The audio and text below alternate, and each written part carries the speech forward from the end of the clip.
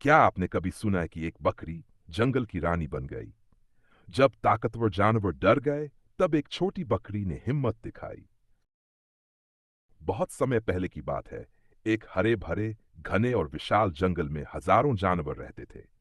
वहां की हवाएं हमेशा ताजगी से भरी होती थीं। पेड़ इतने घने थे कि सूरज की किरणें भी मुश्किल से जमीन तक पहुंचती थीं। झरनों की मधुर ध्वनि, वह पक्षियों की चहचहाहट और पत्तों की सरसराहट से पूरा जंगल गूंजता रहता था। इस जंगल में रहने वाले जानवर मिलजुल कर रहते थे। शेर राजा था, लेकिन अब वह बूढ़ा हो चुका था। जंगल का प्रशासन एक तरह से सब जानवरों के बीच की समझदारी से चलता था।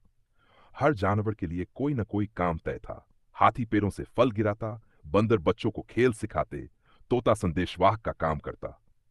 सब खुश थे, कोई डर नहीं, कोई लड़ाई नहीं। इसी जंगल में एक छोटी सी बकरी रहती थी, जिसका नाम था चिक्की। चिक्की दिखने में सामान्य बकरी की तरह थी। छोटे सींग, सफेद भूरे रंग का शरीर और गोल गोल आंखें। लेकिन उसकी सबसे खास बात थी उसकी बुद्धि, समझदारी और साहस।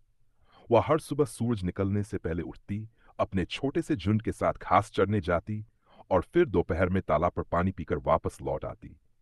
वह कभी किसी से उलझती नहीं थी, लेकिन जब कोई गलत करता तो साहस से सामने खड़ी हो जाती। चिक्की का सपना था, जंगल में सब जानवर बराबर हों, कोई बड़ा छोटा न हो, सबकी बात सुनी जाए। एक दिन जंगल में दूर से एक भयानक तेंदुआ आ गया। उसका नाम था कालरात्रि। उसका नाम सुनते ही जानवर कांप उठते थे। वह अपनी मर्जी का मालिक था, न किसी की बात सुनता, न किसी का आदर करता। वह तालाब पर कब्जा कर लेता, जिस जगह पर बैठता वहां से किसी को भगा देता। छोटे जानवरों को डराकर उनकी मांदों में घुस जाता। कई बार वह जंगल की सीमाओं को तोड़कर गांवों की ओर भी निकल जाता। जंगल में पहले कभी ऐसा नहीं हुआ था। डर का माहौल बन गया। अब जंगल के जानवर पहले की तरह खुलेआम घूम नहीं सकते थे। हिरण डर कर छुपे रहते, खरगोश अपने बिलों से बाहर नहीं निकलते और पक्षी भी पेड़ों पर शांत हो गए थे। तालाब, जो पहले सबके लिए था, अब कालरात्रि की जागीर बन चुका था। जो कोई वहां जाता, उसकी जान मुश्किल में पड़ रहा। जंगल के शेर राजा अब बूढ़े हो चुके थे। उनमें पहले जैसी शक्ति नहीं बची थी। सब जानवर परेशान थे। अब क्या होगा? एक शाम को जब सूरज डूब रहा था और जंगल नारंगी रोशनी में नहाया हुआ था, शेर ने एक सभा बुलाई। हाथी, भालू, लोमड़ी, सियार, बंदर और कई पक्षी वहां आए। बकरी चिक्की भी चुपचाप आखिरी कतार में बैठी थी। शेर बोला, अब हम सब खतरे में हैं। काल रात्रि हमारे जंगल की शांति बिगाड़ रहा है। कोई तो होना चाहिए जो इस संकट से हमें बचा सके। हाथी बोला, मैं भारी हूं लेकिन दौड़ नहीं सकता। भालू बोला, मैं ताकतवर हूं पर चालाक नहीं। लोमड़ी बोली, मैं चालाक हूं पर डरपोक भी। सभी चुप हो गए। तभी चिक्की खड़ी हुई। मैं, उसने धीमी आवाज में कहा, मैं इस संकट का सामना करने के लिए तैयार हूं। चिक सभा में हंसी गूंज उठी। क्या? बंदर बोला, एक छोटी सी बकरी कालरात्रि से लड़ेगी? तू उसे देखेगी भी तो डर के मारे भागेगी। लोमड़ी बोली, पर चिक्की शांत खड़ी रही। उसने शेर की आंखों में देखा और कहा, मुझे एक मौका चाहिए, बस एक। सभा के बाद सब जानवर एक दूसरे से फुसफुसा रहे थे। क्या बकरी पागल हो गई है, या बहुत बहादुर, या कोई चाल चल रही है? चिक्की बिना कुछ कहे वहां से चली गई। वह जानती थी कि उसे अब कोई गलती नहीं करनी है। यह केवल उसकी नहीं, पूरे जंगल की इज्जत का सवाल था। रात को जब सब सो रहे थे, चिक्की जाग रही थी। उसने अपने पुराने अनुभवों को याद किया। कैसे वह बच्चों को कहानियां सुनाती थी, कैसे कैसे बिल्ली को पैर से आता, कैसे वह सांप को भगाकर बंदर के बच्चे को बचा लाई थी। वह जानती थी, ताकत से नहीं, चालाकी से ही कालरात्रि को हराया जा सकता है। उसने जंगल के पुराने कुएं के पास जाने का फैसला किया। अगली सुबह चिक्की अकेले तेंदुए की गुफा की ओर निकल पड़ी। रास्ते में पक्षी चुपचाप उसे जाते देख रहे थे। भालू ने सिर हिलाया। न जाने क्या सोच रही है ये छोटी बकरी। जब चिक्की तेंदुए की गुफा के पास पहुंची, वहां चारों ओर हड्डियां भिड़ी थी। गुफा के अंदर से खर्राटों की डरावनी आवाज आ रही थी। चिक्की ने साहस बटोरा और ऊंची आवाज में पुकारा, ओ तेंदुआ मामा, बाहर आओ, तुम्हें चेतावनी देने आई हूं। अंदर से गुस्से में तेंदुआ निकला, तू कौन है जो मुझे मामा कह रही है? मैं उस नई रानी की दूत हूं जो अब इस जंगल की असली मालिक है, चिक्की ने कहा। तेंदुआ चौंका। रानी? कौन सी रानी? एक विशाल तेंदुआ पहाड़ों से आया है, तुझसे भी बड़ा। उसने कहा है कि तू अगर नहीं हटा तो वह तुझे खा जाएगा। चिक्की बोली। तेंदुआ गुस्से में आग बबूला हो गया। मुझे डराने की कोशिश मत कर। चिक्की बोली।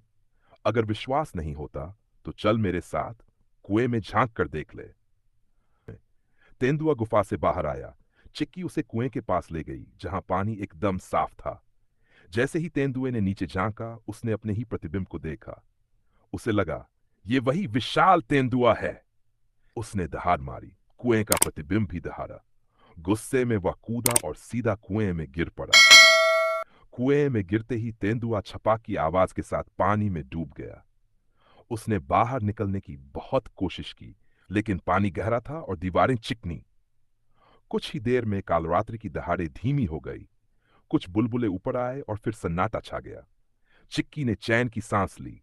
उसकी योजना काम कर गई थी। जब चिक्की वापस जंगल पहुंची, सारे जानवर उसकी तरफ दौड़े। क्या हुआ? क्या तुम जिंदा हो? तेंदुआ कहाँ है? चिक्की ने मुस्कुराकर कहा, अब वह कुएं में है। खुद के घमंड में गिरा। सब जानवर पहले स्तब्ध हुए, फिर जोर जोर से ताली बजाने लगे। लोमड़ी ने कहा, तू तो सच में चमत्कारी है।